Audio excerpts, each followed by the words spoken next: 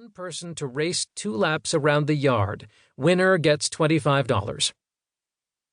There were a few choices I could go with. I knew Mia didn't love running, although no one could ever catch her on horseback. Although Uncle Peanut was older, his nickname growing up had been Jack the Crack of Lightning, which he shortened to Jack the Crack sometime in college, a story he loved to tell. So I definitely wasn't choosing him. Caitlin was also a track star, and Brandon would have smoked me. But Dusty... He already saw it coming, standing up with a roll of his eyes. He adjusted his glasses and headed to the start line Ashley pointed to. Even though we were identical twins, the two of us were pretty different. My brother worked for NASA and had a brain the size of an orbiting moon, while I had concentrated on other muscles throughout my life. Lately, though, I'd been slacking with my fitness routine, so it really could have been anyone's game. Ashley lifted her hand as we lined up. Ready, set, go! And we ran, and we laughed, and I almost tripped. Tammy joined on the second lap, bouncing behind me as Dusty took the lead in a final last-minute push. I saw him pull ahead and dug deep for some more speed. I took first place at a photo finish. I grabbed Tammy and lifted her up as if we had won the gold in an Olympic race. The table cheered and laughed, and my brother gave me a pat on the back.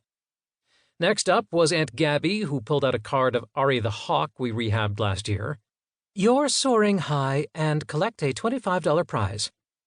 She lifted her hands and wooted, my mom handing over her prize.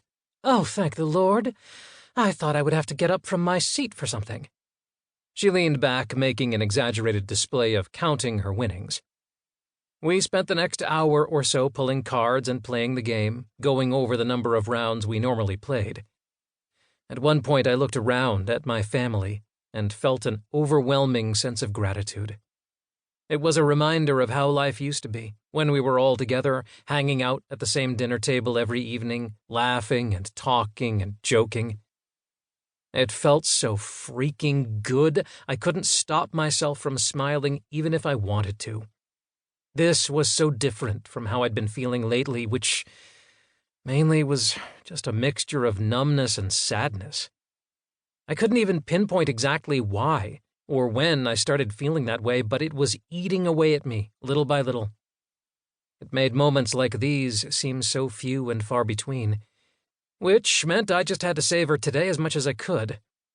I didn't know when the gray waves would hit me, but at least for right now, the sun was shining, and the tide had pulled the gray waters away. We finished up with the golden grab bag and settled into a relaxed mood. The sun was still high in the sky, but the fresh fall breeze kept us from getting too hot. Benji, want to go throw around the football? Brandon asked, leaning over Dusty. Dusty gave his husband a kiss on the neck.